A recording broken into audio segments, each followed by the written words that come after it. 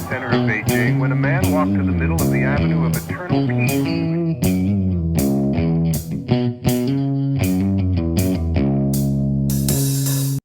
Well, all right. Welcome back to the Survival and Basic Badass Podcast. Today, we're going to talk about a badass of history. We're talking about Bass Reeves. Now, I actually didn't even really know about Bass Reeves. We kind of reached out to the audience to make suggestions and comments on who would be, the right guy, and I got actually several recommendations for Bass Reeves. So, I was like, oh, I better dig into this. And turns out, Deputy U.S. Marshal Bass Reeves. Kevin, what do you know about this guy? Yeah, well, I didn't know anything about him either until I started looking him up and reading about him. Definitely an interesting dude. Born a slave, first black deputy. Was he a deputy marshal? I don't know about the first one, but he was Mhm. one of the first. Let's go with that. All right. First one, I And think's a stretch. Go on. yeah, so he was born in Texas before Texas. Well, he was born in Arkansas, but as a baby But it's was really moved to just Texas Texas. anyway. Yeah. Well, it was Paris, Texas, is where he was. Where he escaped from. Basically, he was born a slave, and there's a lot of different stories about how he stopped being a slave. But basically, he asked his master George Reeves George if Reeves. he could like learn or read and write, and he said, "I'm going to teach you something better. I'm going to teach you how to handle a gun." Yes. And so he would practice like day and night with him, and he taught himself to be ambidextrous, so he could use both his hands. He always carried two Colt revolvers later on, and used both of them just as easily. And then at some point, it's probably likely that he got into a argument over cards with George Reeves and knocked him unconscious, and then just took off. Maybe stole his horse, maybe didn't, but he took off and went out to the Indian territories. All right. So went out to the Indian territories. Now that's a thing. So what it was basically the land that was given to the Indians, the territory at the time, the federal government had no jurisdiction over. So basically, if you were a slave, they couldn't and wouldn't come get you if you hung out with the Indians. So that Right. was the thing. So a lot of criminals and a lot of former slaves all kind of migrated to this Indian territory. Right, where there's Kind no of a U.S. law. sanctuary. Right. Yeah. And the upside to that is, one, he learned the territory, but two, he learned to speak five different he learned to communicate with the five different tribes, whether Right. that's different dialects or five distinct languages, whatever. I don't know. I wasn't there. But bottom line, he, learned to communicate with all the Indians, and that was a big thing, because it's going to play out later. Now, he then finds a wife, Jenny Nelly, or Mm-hmm. Nellie Jenny, sorry. Right. Nellie Jenny marries her and later goes on to have, I think it's 11 babies. Now, I Mm-hmm. actually heard 9 sometimes, and I heard 11 sometimes. I think once you get after 5, like, how do you even remember anymore Right. how You many can't even babies? keep It's like, track of that. whatever. Yeah. That's how that stuff goes. Right. But so once he left the Indian territory, he actually set up a farm and Mhm. was a farmer for about 30 years, and they say quite a successful farmer, and ended up owning a decent amount of land and a decent amount of stuff. So he was Mhm. kind of doing all right, just doing that. Right. But then where's the turn? Where's the twist? Well, he kind of was the inspiration for the Lone Ranger in a lot of these stories, right? But he ended up going to work for a guy named Judge Isaac Parker. Now, Isaac Parker was also known as the hanging judge because he had hung 6 people all in the same day and got the name Yeah. after that and kind of just kept going with it.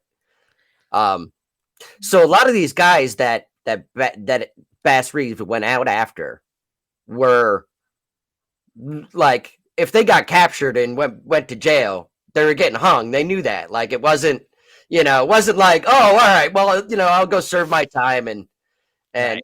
wrap it up. But that's the thing, though. This is where the hardened criminals go. This isn't the guy who snuck the pack of gum out of the, Right. out of, right? He Yeah. saw the gum at the end of the counter and took it out of the display. Now it's not like that. These are guys who are like, fuck the law and I'm going to do what I want. This is Right. the kid types, right? The crazies. Right. Right. And you always hear about, I don't know what the deal is, but you never hear about Bass Reeves, but you always hear about Billy the Kid and Buffalo Bill and Wild Bill Hickok. For some reason, they're all named Bill, but all the Bills you hear about, you don't hear about the Basses. Well, Bassett's still a B name, so you have a theme. All right. But I think so. Part of that, right, is because he's a former slave and they didn't read and write. Right. That's the thing. Right. And, he kind of got his start. What he was doing was whiskey smugglers. Well, he was after the whiskey. Oh, go ahead. Yeah. So I was just going to say that.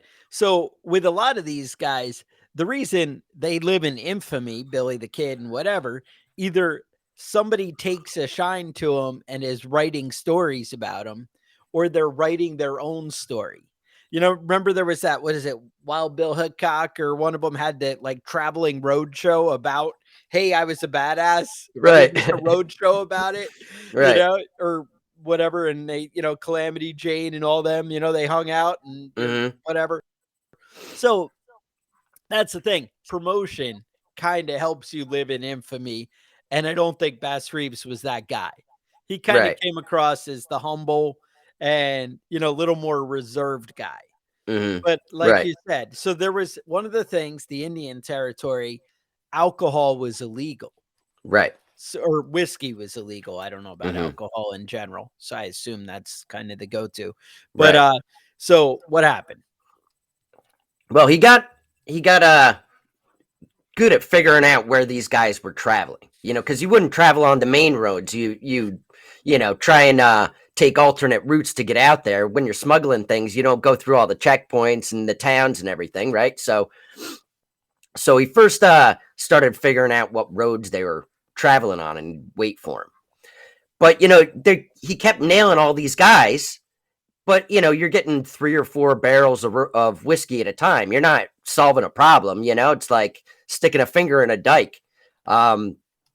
So he so he started figuring out who is making it and where they're actually crossing the river and distributing it to different smugglers.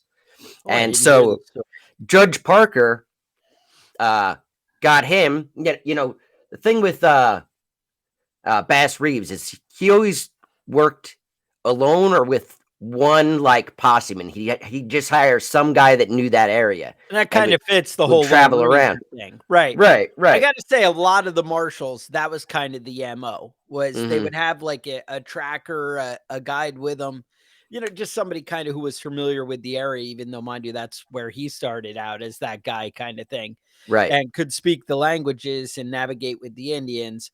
But then they would travel with a wagon, a cook, and a tracker. Now the cook's going to come into play later, but so anyway, so he would have a guy with him, and so what happens? And so then they started making big busts, like the guys that were actually producing the whiskey or buying the whiskey to sell it out, and actually like started putting a dent in these big whiskey operations, smuggling operations. It's basically like catching up with the head of the mob or catching the head of the cartel. But this pissed a lot of people off. So they started sending him out further and further with more and more warrants, right, at a time. And he couldn't read or write. He was never learned how to read or write. So he would take like stacks of 15, 20 warrants, and he would have to just memorize in order the names that were on there, so that if he, caught up with somebody, he could take like 1 out of, 6 down. That's this guy, So he had a really good memory. but had never learned to read or write. And that was probably part of the reason why a lot of the stories are unknown. Unknown, right? Right. Now, he did have a trick for figuring out the warrants, though, too. That he kind of now Bass Reeves they said that he liked disguises, Right. and it's funny. People think he likes the different dressing up as whatever, but basically he would. It was pretty much, and I think that's where people tie the Lone Ranger and the mask. It Hmm. kind of comes into play. Right. But I think where it kind of comes from, like he would be, like one, it seemed like if anybody ever asked him, "Hey, are you Bass Reeves?" He was always like, "No, no, I'm Yeah. not that guy." Yeah. And He that's wasn't the like, guy that walked into the casino and like right. Bond, James That's his Bond. master of disguise, though, as far as I could tell. Like Yeah. they said that he would act like a homeless drunk guy and he would Right. just kind of lay there, in the Or bar and a whatever. poor like outlaw, and he would fall in with groups of outlaws Right. and And then just figure out kind who of mix everybody in. was and put them under Right. arrest. Yeah. And there's a couple stories that'll, we'll kind of talk about that kind of will dictate or, explain that a little bit further. But yeah, he used to, kind of be a little sneaky. But anyway, what I was going to say is one of his MOs was he would hand people their own warrant and he would be like, "Hey, I can't read. Can you read this to me?" Hmm. And they would look at the paper and either start reading it or just stare at it.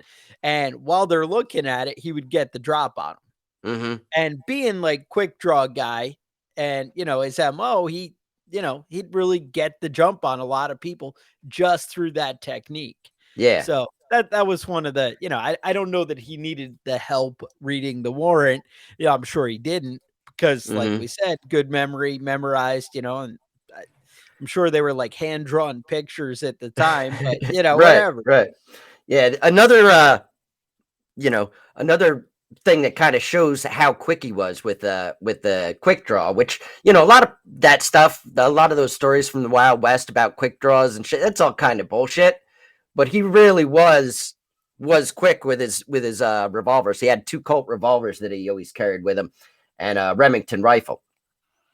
And he was out riding looking for a couple of guys that he had warrants for, and 3 guys that were wanted for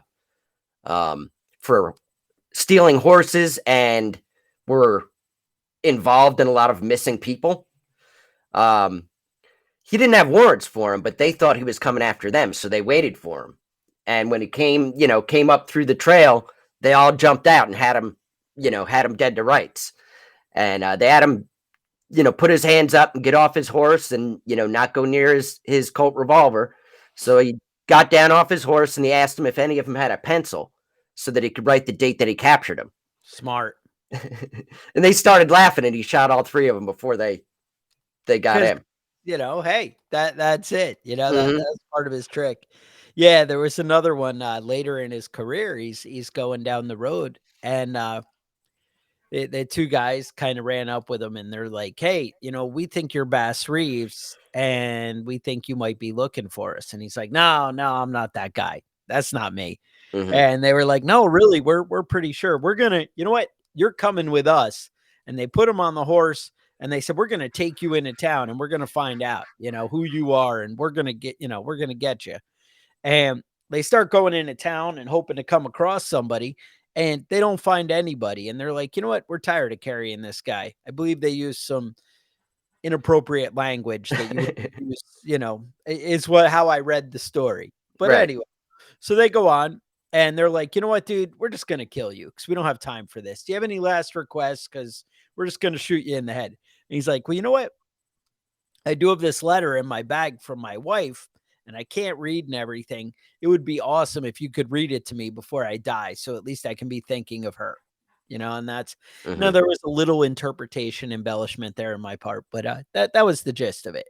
And so the way it works, they take the letter and they start reading it or looking at it, and sure enough, gets the drop on them and is like, "Oh, you forgot to check if I had a gun." Or Yeah. actually, the way I think I remember it is he actually took it. He had big hands. He's a big guy. He's 6'2", Yeah. 185. Yeah. He was a big He dude for that reached time and out place. he grabbed the dude's throat. He starts choking him with both hands. That's the way I read it. Mhm. Then holds his neck with one hand, reaches and grabs the guy's pistol and shoots the second guy with the pistol, and then takes the one in. It is how I read the story. So I'm just saying, over and over again. There was another story where he was after two brothers and he knew they were hanging out at their mom's place. Do you have this story? No. No. All right. I haven't So heard they were this one. hanging out at their mom's place and he knew where that was, but he couldn't find the guys and he didn't see them around. So he kind of dirtied himself up. He actually left his wagon and his posse guy, and it was like a 20-mile hike. I don't know why, you needed to be so far away, but that was the play.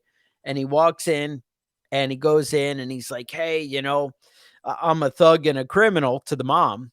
And, I'm just looking for somewhere to eat, because that's always how you introduce yourself when you're a Right. criminal. You're like, hey, I'm a and criminal. she's like, oh, guess what? This is so weird. My two sons are thugs and criminals. You guys should meet. You'll probably like each other. And he's Mhm. like, that sounds great. Why don't you introduce us? So sure enough, they come home later that day and they start drinking and hanging out and they're best of buddies. And they're like, yeah, let's do thug criminal stuff together. And Mhm. he's like, this is a great idea. Let's do that. So somehow he gets to sleep in the bed and they both sleep on the floor. I'm not sure how that works, but they were like, yeah, you know what? Take the bed. You're a good guy, whatever. He gets up in the night, handcuffs them both without them noticing. And I imagine these are like the old school, bars through the, it's Right, not right. just click, Yeah, and you gotta weld it shut. right.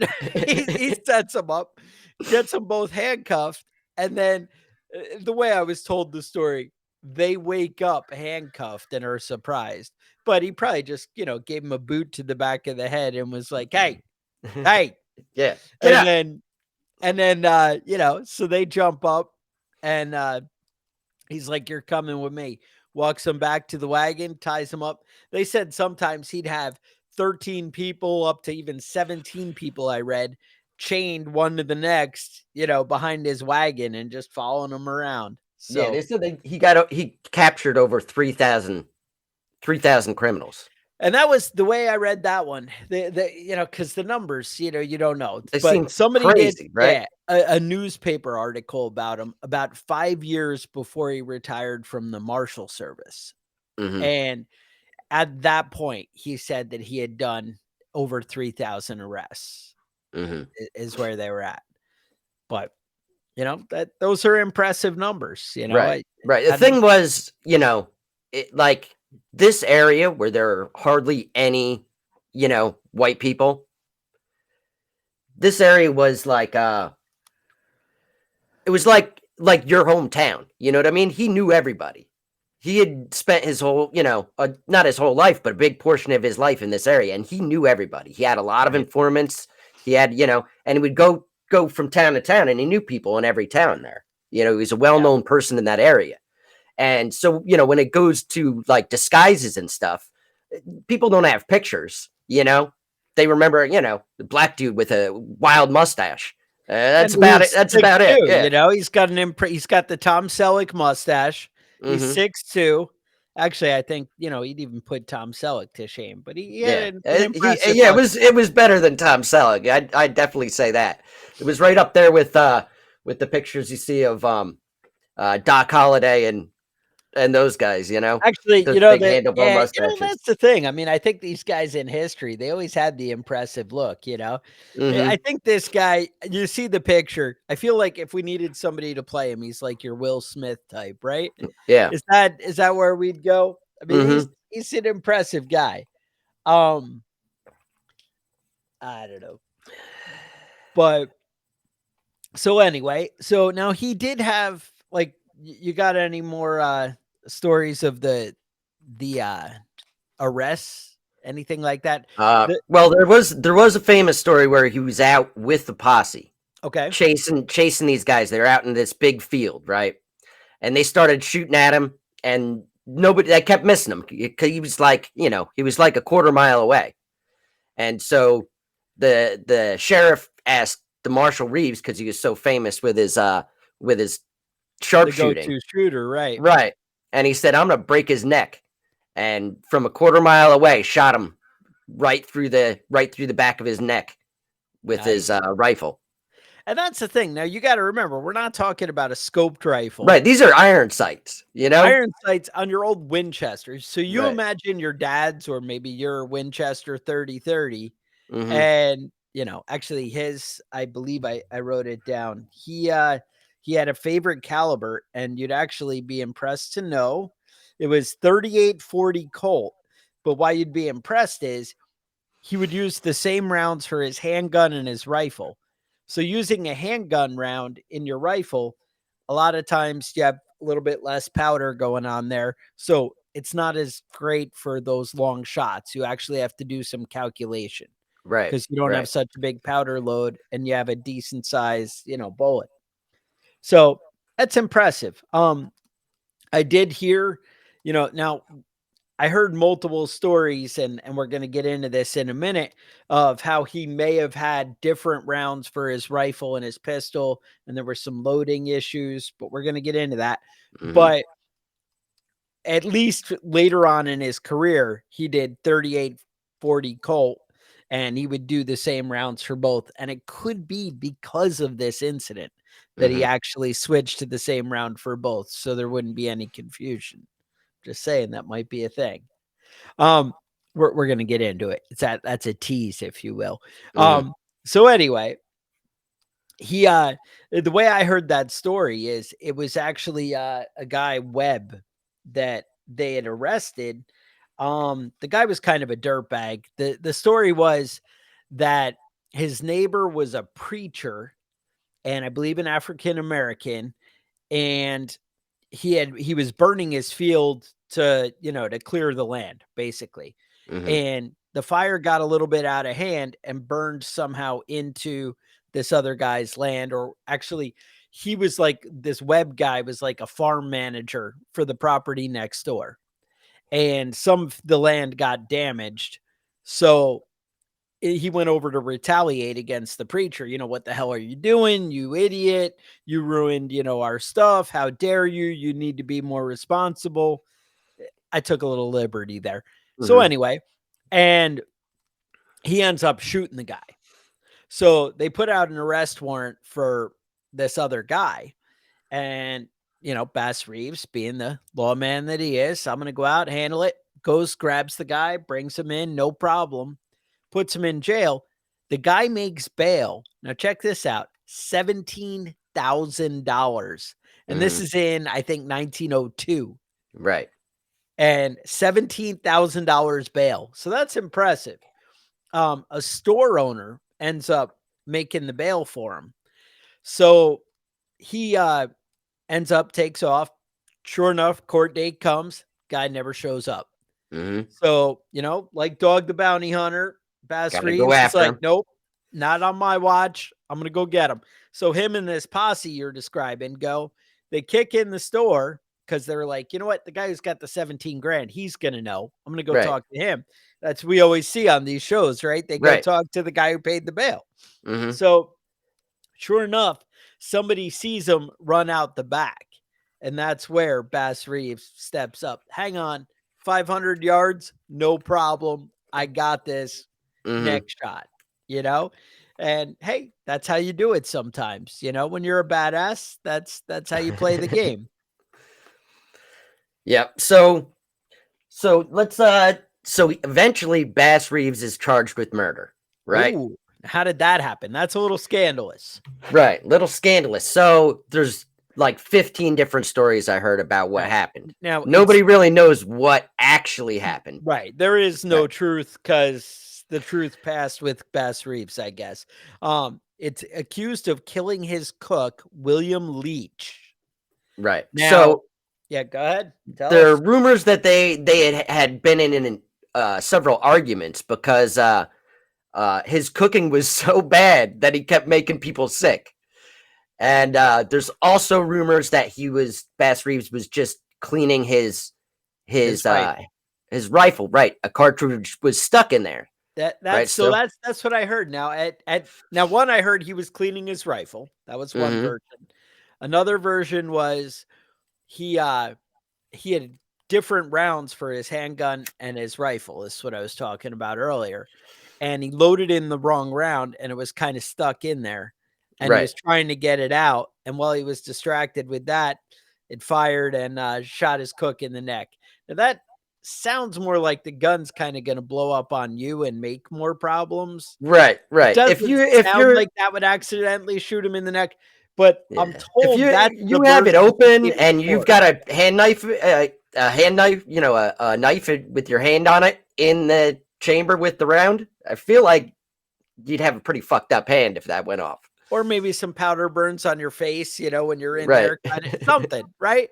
But Right. your mustache might get a little singed, whatever. Mm-hmm. So the deal Right. was, right, all his prisoners were like, yep, he's a murderer, he did it. Yep, all the prisoners. Right. Now, I heard so many different versions of this.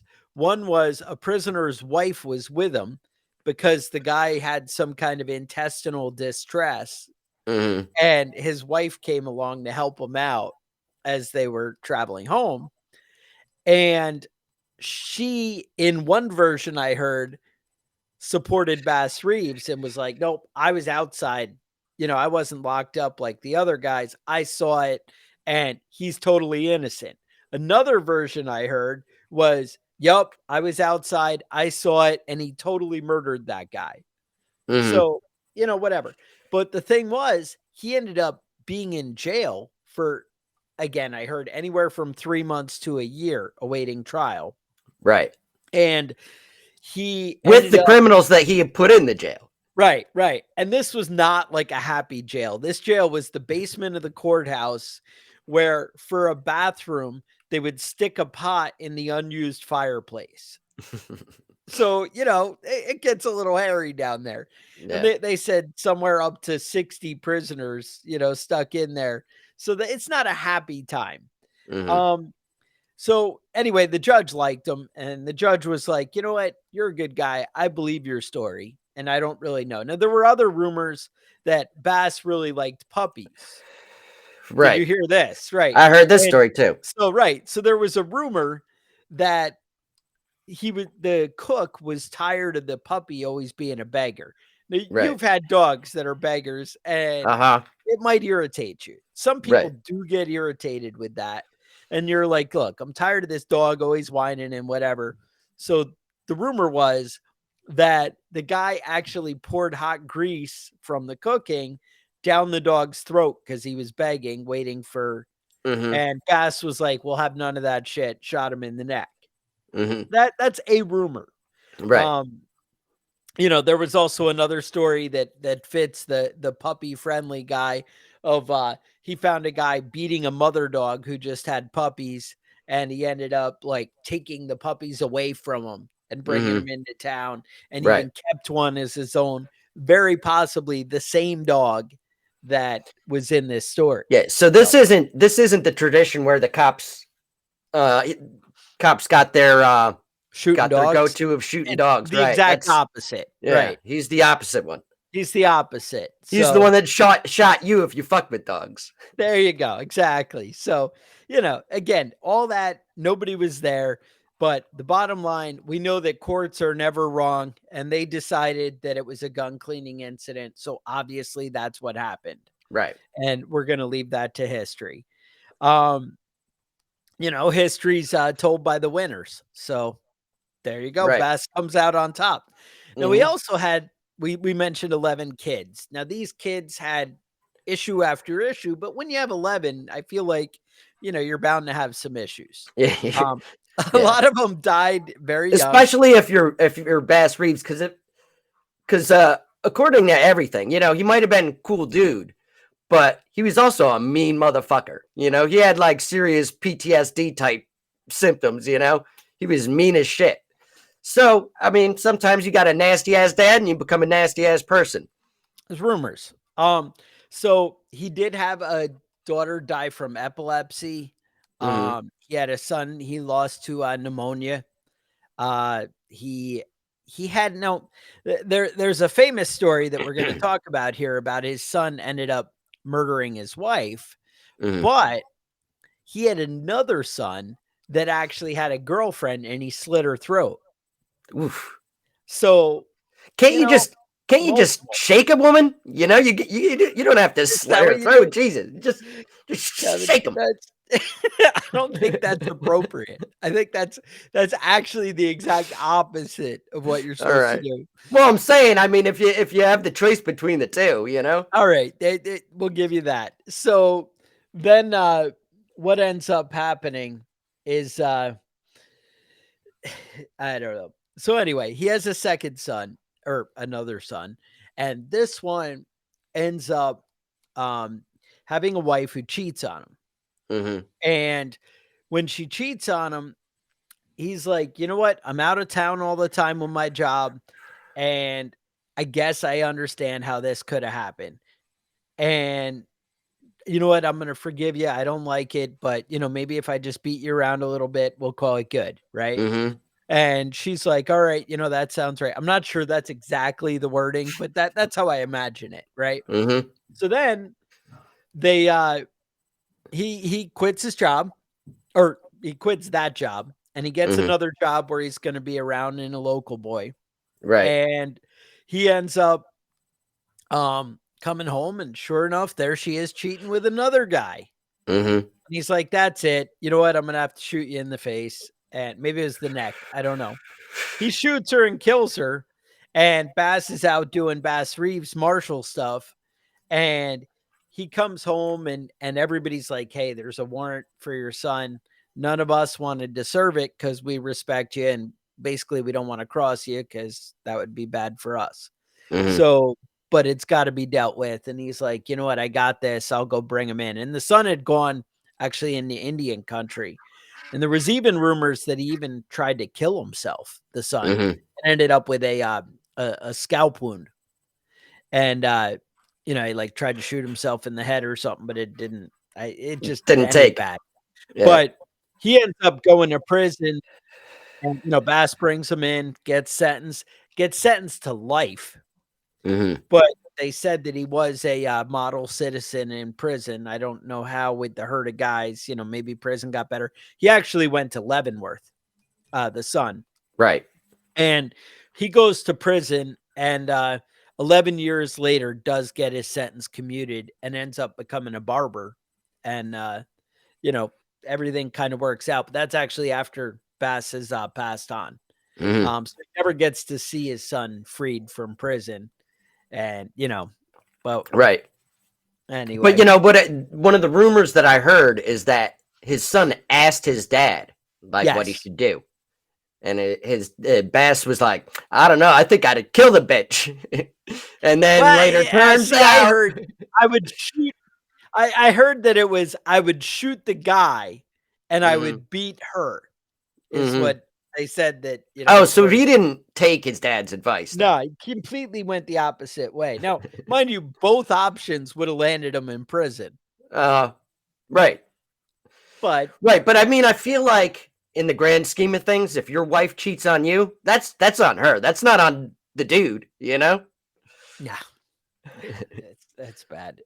Yeah, I mean it does fall on her, but yeah, I understand. I actually had a customer, um, when I used to do like in-home repairs, and I had a customer who ended up he was a doctor, a veterinary doctor, and I knew him, and I was like, "Hey, so how'd you get into being a veterinarian?" He's like, "Oh, I learned in prison."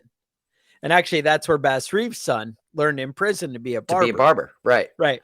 But he's like, "Yeah, I learned in prison." And I'm like, "You went to prison?" And he's like, "Yeah, I came home one day and my wife was cheating on me. And ended up shooting her, but she was like in front of the guy going, 'Oh no, don't shoot him.' And he shot through her and him, killed them both." Oh shit! And yeah, went to prison. Apparently got his veterinary license, and things were nothing but looking up. Yeah, things worked So out. it worked out. I knew him till he was like well into his 80s, and he was Hmm. pretty happy still running the whole, I take care of horses thing. And all good. And his wife was out spending money. New Mhm. one. And I'm guessing new she one. didn't cheat on Yeah, no, no. I don't think, but hey, who knows? Yeah, that's a little off topic. Sorry. I get distracted. That stuff happens. I mean, we all got to deal with those situations in our own way, you know? Now, I think those are my great stories. I have a few other little ones, but I think that's the Yeah. So, regardless, yes. Bass Reeves continued to be a deputy marshal for Oh for yes, I do what was have it, more. Right. about 50 years, 30 right? years. 30 I years. thought it was 30 Long time. because he started at 30, and I think he was a marshal till about 65, and they ended up Oklahoma became a U.S. Right. territory instead of the Indian Yeah. territory. So it was 1907 that Yes. Oklahoma became was it became a state or became I don't know. got its statehood. Yeah, 1907 Oklahoma became a state. There was no more needs for marshals. So he just stayed in Muskogee, Oklahoma, which was, like the outlaw town that he was hanging around most of the Right. time, and became a police officer and was And a he police did that for officer 2 years. Right, 2 more years. All Yep. right.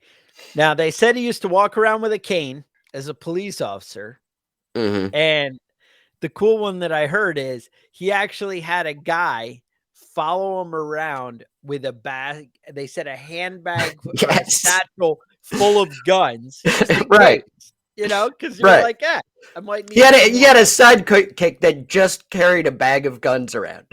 You never know, right? That's So some he badass had- shit. He had a holster, a shoulder like underarm holster, Right. and he had the handgun on his side, and he had the guy with his satchel of extra guns, because you never know when you have to whip somebody. Right. Now, what's some of the messed up things about our society that always kind of keep coming back and haunt America, because we continue to make bad choices. But I have to point out, it's not just America. It turns out people have been making bad choices since the beginning of time. Yeah. It's not just on America. Mhm. But once again, like, he could only arrest black people in Muskogee as a Once it policeman. Now, became a this is state. not- right, Yeah. this is not as the marshal. This is just for that last 2 years. So you kind of get like downgraded and whatever, but he's also 68 years old. I don't know if, Yeah. He he's was a still bit out older. kicking it. Yes. Yeah. And the last couple of months of his life, he didn't really work. They said that the sickness was kind of messing with him, but he ended up dying of kidney disease, or they call it, Right. what is it, Bright's disease or Bright's something? disease, which Bright's is basically any kind of kidney disease. Yeah. It's like everybody got the tuberculosis, and whatever Mhm. all back then. It was just one of those things. But that's a long life and basically kicked ass the whole way through. Yeah. 70 years, and yeah, you have a year of blight with your, that did eat up some of his fortune with the whole Cook thing. And Mhm. Right. He made enough that he was almost able to retire when he was in his 40s, but that whole Cook thing, he had to pay a lot of lawyers, and he had good lawyers, but yeah, they said he hired like the best guy in the area. And right. so, but yeah, it ended up costing him. Now, he did remarry. His wife died of cancer. Mhm. Jenny, whatever I said. I don't know. Something Jenny. Yeah, I forget what his wives' names were. He had 2 of them. Get to a Creek girl the second time. Mhm. Nellie Jenny was the first one, and she ended up dying of cancer. And then he remarried. The girl had 3 children already. Remarried a girl, and she was an Indian girl. I think she was I don't know. Anyway, so that's pretty much Bass Reeves. But the guy's basically a badass all the way through. And Yeah, lives his and life kind of on his terms. I mean, Yeah. that's the whole thing. And that's really what sets you apart is, when you do things your own way and you get things done, and by your own way, I your own terms, I mean, you don't let fear rule your life. I don't Mhm. mean like screw society and I do my own thing. I mean, you do what you think is right and you do what Right. you believe. And Mhm. that's Yeah, and pretty awesome. He was in at least 10 shootouts, and he didn't lose one of them. Yeah, I heard so many different versions of how many people he had shot over the years and killed. Basically 11 to 14 were the reported, and who really knows? It's I don't know. Mhm. I don't know what the reality is, because I heard so many stories that you know that contradict that. Oh, got another one for you. So one night, Bass Reeves is sleeping at the camp. He's got all his prisoners tied up. A skunk wanders into the camp, and the skunk ends up like climbing into his sleeping bag, or like snuggling up next to him. And sure enough, the prisoners see it, and they're like, oh, we're gonna get that skunk to spray him. So they're all hollering and yelling and trying to get the skunk all rattled and whatever. And Bass kind of wakes up and hears the commotion, looks at the skunk, gives it a pet, like kind of rubs it on the head, and the skunk just Mhm. gets up and walks away. So, again, not somebody startled easy. They talked about like feats of strength. There was a story of a steer stuck in the mud, kind of sunk down. He went in and grabbed the horns and kind of wrestled it out and like helped pull it out of the mud, which if you ever gotten your equipment stuck in the mud, that Yeah. can be a bit of a challenge. You kind of get that whole suction thing going on, that makes it a little tough. So Mhm. he's kind of a badass. That's the bottom line. So yeah, I mean, it was funny because I'd never heard of this guy. And then I end up, checking this out and doing this deep dive like we do for a podcast, and pretty impressive. And I got to say, there were a lot more people that had heard of him, because there was a decent amount of information out there. Mhm. I know when I searched Right. out like Davy Crockett and we did things like that, there was a lot on Bass Reeves. Mhm. Even there was a comic book that came out later, that basically the Bass Reeves Frontier Marshal. You can still get them, the comic books. They're about $16, something like that. I'm sure they weren't 16 when they were new. Heritage, who make those cheap 22 long rifle pistols, Mhm. they actually made a Bass Reeves gun, and this gun is still, and it's basically got him engraved in the handle. Right. And they it's a 22 long rifle 6-shooter, but hey, I was like, maybe I need to pick one of those up. Those are pretty readily available at gunbroker.com for like $159. I was seeing them. So that's Mhm. something you might want to look into. But basically, all around, he was pretty much a badass. Ended up living his life, like I said, on his terms and doing his thing. And sounds like he made the world the way he wanted it to be. He was handed a load of crap in the beginning, being born a slave and into, ridiculousness. And he ended up making something pretty impressive out of himself. And that's awesome. And like Mhm. I said, when you live life by your terms and you dominate tons of other men, you're Right. kind of a badass. Yeah. Absolutely. So Yeah. speaking of badass stuff, you may want to or badasses, you might want some badass gear. And you can find that at preppingbadass.com. You might have thoughts, things you want to hear about, learn about from the podcast. You can email us at preppingbadass@gmail.com. If there was any stories we missed or things you want to know about, you maybe put it in the comments. Um, Leave us a review if you're listening on, iTunes or Spotify, any of those great places. We always appreciate it. Help, spread the word. The big thing is, tell people about it. Tell them you enjoyed it. And if you're enjoying the podcast, share it around. Spread the love is what I would say. Yeah. Otherwise, yeah, you got something? That's We're it. good. All right. So with that, stay safe, and we will talk to you guys next week.